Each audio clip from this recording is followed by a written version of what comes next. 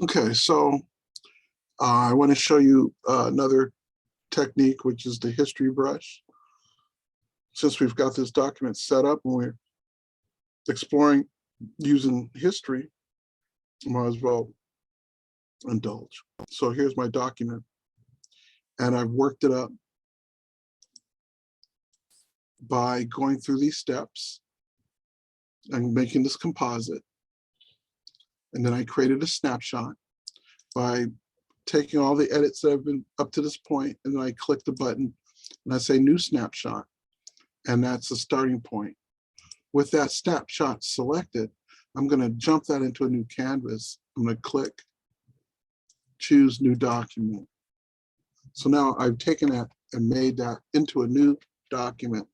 Here's the original document, and here's my snapshot.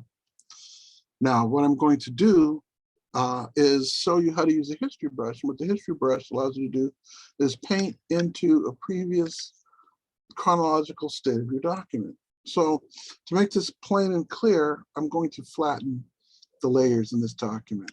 I'll click the tab there and choose flatten image. Okay, so you'll see there's the snapshot, here's duplicate state, here's flatten image. Okay, now what I want to do is I'm going to apply an adjustment. Actually, what I think I'll do is I'll apply a filter. So I'll go to filter, I'll go to filter gallery, and I'm going to apply film grain to the image, right? And I can choose how grainy it is. I can choose the highlight area, etc. Right? For instance, and I'll click OK. And while I'm at it, I'll apply an adjustment to. I'll go to image, I'll go to adjustments, and I'll go to hue saturation, and I'll adjust the hue and the saturation inside the document, the hue and the saturation. So now I've applied filter gallery and hue and saturation to this document. So what I want to do is I'm going to use the history brush to selectively unapply those edits. So what I have to do is make sure that I'm, since the original document had layers, if I paint into the layer document, I'll be painting out certain parts of the document. I want to set the history brush to where I flattened the image. Now I'm going to grab that history brush, and when I paint over the image, you'll see that it's painting back to the version of the document before I made those adjustments, before I applied the filter gallery and before I applied the hue saturation.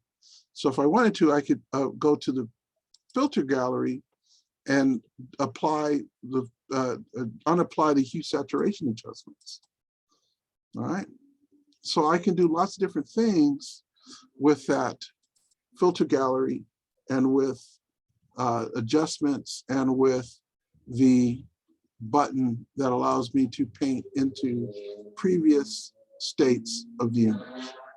Okay, and that is an understanding of how to make snapshots, how to work with history, and this is advanced, the idea of using the history palette and the history brush to paint into previous states of a document. So as far as the importance of editing in Photoshop, I put this near the bottom. It's not the most important way to modify or edit documents, but it is part of the history palette, and now you know how the history brush is used. Let's stop there.